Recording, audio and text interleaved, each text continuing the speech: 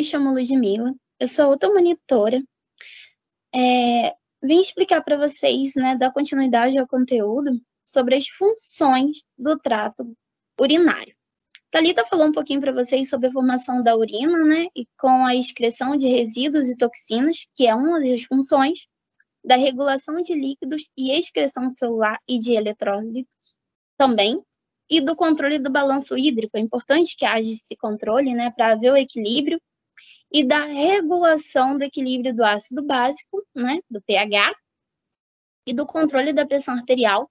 Por isso que a gente sempre fala que é importante que haja uma boa quantidade de ingestão de líquido, né? Que o paciente sempre esteja muito bem hidratado, justamente por essa questão do controle da pressão arterial. E também da clearance renal, é um fator muito importante.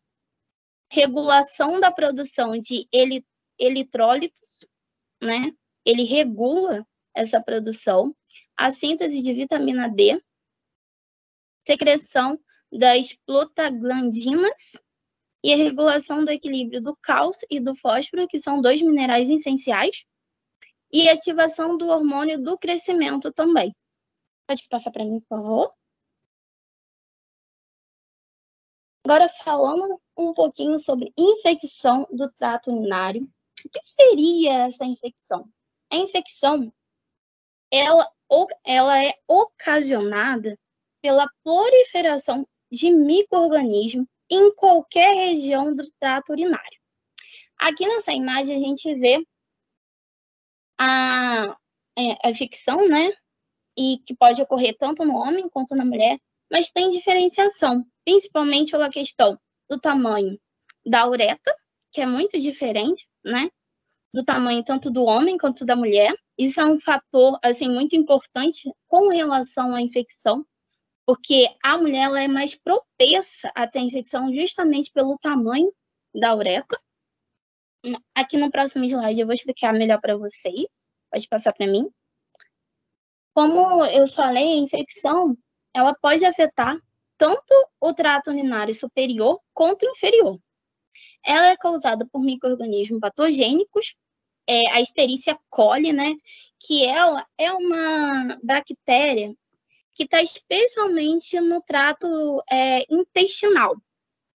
Mas quando apresenta a infecção, ela acaba se locomovendo para o trato urinário, né, ocorrendo essa infecção.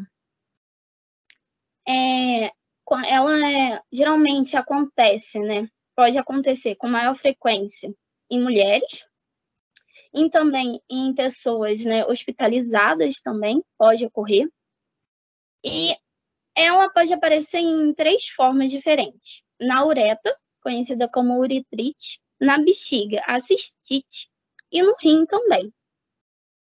Como eu falei, as mulheres elas são mais propensas justamente pelo curtamento da uretra. Já os homens acometem na questão ali da próstata, né? E também dos testículos. Comumente observada em idosos acamados justamente.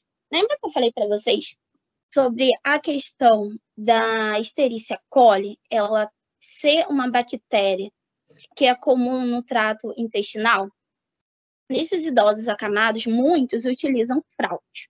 Pelo fator de utilizar fraldas, isso acaba ocorrendo que muitas das vezes as fezes entram em contato ali com a uretra, né? Fazendo essa locomoção da bactéria. E até mesmo na questão da higienização desses idosos. Muitas vezes a pessoa faz a higienização errada. A gente sabe que a higienização sempre tem que ser de frente para trás, nunca de trás para frente, porque o que acontece? Você acaba trazendo fragmentos de fezes em contato ali com a região da uretra ali, né? Ou cometendo, né, a infecção urinária.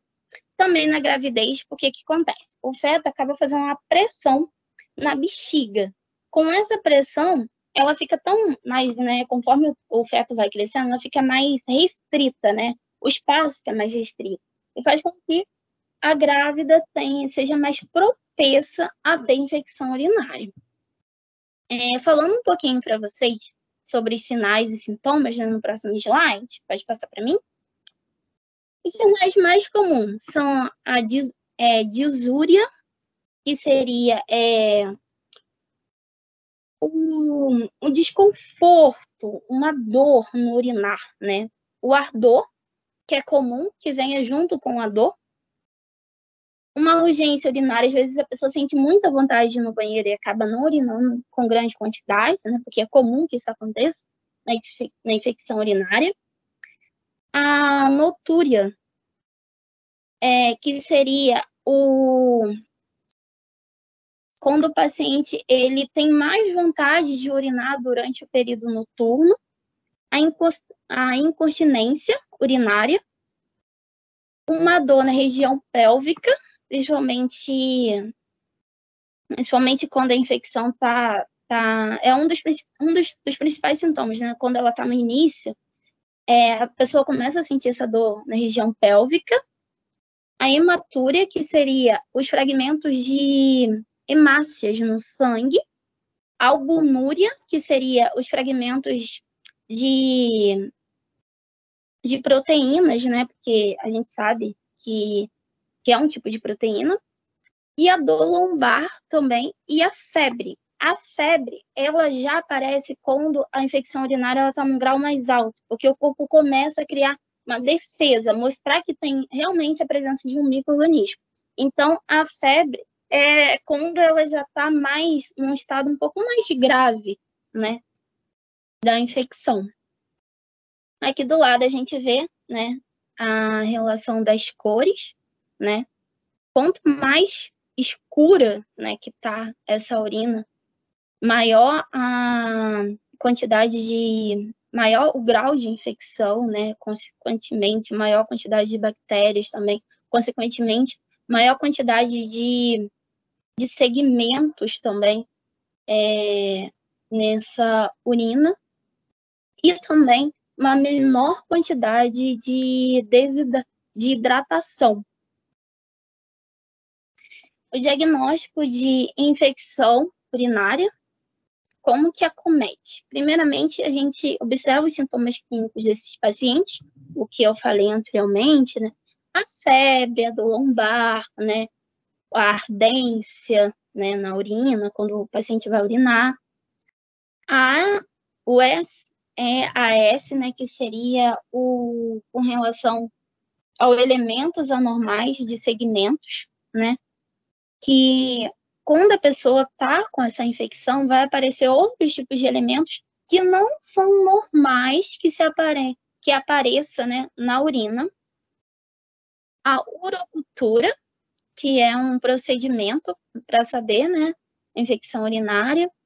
E aqui embaixo a gente consegue observar outros procedimentos comuns, né? Aqui essa urina aqui, né, a gente, como eu falei, né, no outro slide com relação à infecção. E a que está no quadradinho, a gente vê com relação ao patógeno mesmo. Você vê que ela está até numa cor mais forte e a densidade dela está maior também. E a gente aqui, eles conseguem ver pelo parâmetro de cor, né? É um exame também que consegue ver, através das cores, qual é o grau de infecção, né, que acomete esse paciente também. Pode passar para mim, por favor? Como eu falei para vocês sobre os elementos anormais, né? Através das reações, né, de comprimentos, de exames, né, a gente consegue detectar a presença e quantidade de segmentos. A gente consegue ver a densidade, o pH, né, dessa urina. A gente consegue ver se ela está mais neutra, se ela está mais ácida, se ela está alcalina, né, dependendo do tipo de exame, né, e o resultado a gente consegue ver. A glicose também, a gente consegue ver o nível de glicose. Proteína, como eu disse ali em cima, né, das albuminas, né, as hemácias no sangue, os leucócitos, a cetonas, né, e a uribilogênios, né, também a gente consegue observar, e os nitritos. Tudo isso através de exames, né, clínicos. Pode passar para mim?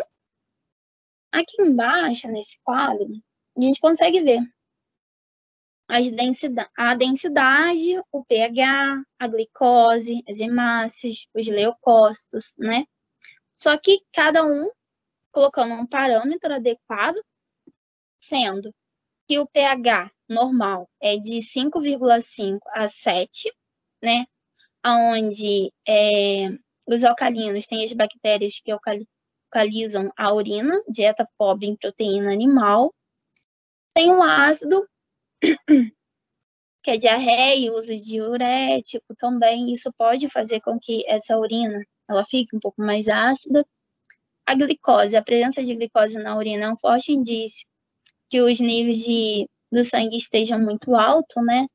É um até dos principais assim, né, sintomas, né, da diabetes, quando a gente encontra a presença de glicose na urina. As proteínas, né, que tem a proteinúria, que é a presença de febre, exercício físico nas horas, né, um meio que a gente pode ver, né, desidratação, como eu falei, a importância do ser estar bem hidratado, o estresse emocional, tudo isso em conjunto afeta. As hemácias também, infecções, né, pedras nos rins, doenças renais, os leucócitos. Os leucócitos sempre quando aparece é presença de infecção, né? A gente sabe que ele tem o papel de fazer defesa, né? Então, a gente sabe quando aparece ainda mais um elevado número dele, é presença certa de infecção. As cetonas, né? Diabetes, jejum prolongado, dietas rigorosas, pode fazer com que tenha esse aparecimento, né? E dentre outros, que vocês podem observar mais detalhadamente. Pode passar para mim.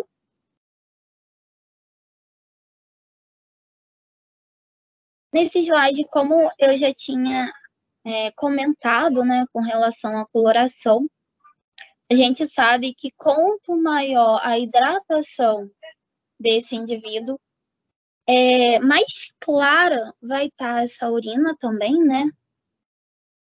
E também a gente consegue ver que é uma urina mais saudável, que não há presença de infecção, que não há presença de patógeno, quanto mais clara ela tá também. E quanto mais escura ela tá, mais a possibilidade de haver realmente uma infecção urinária.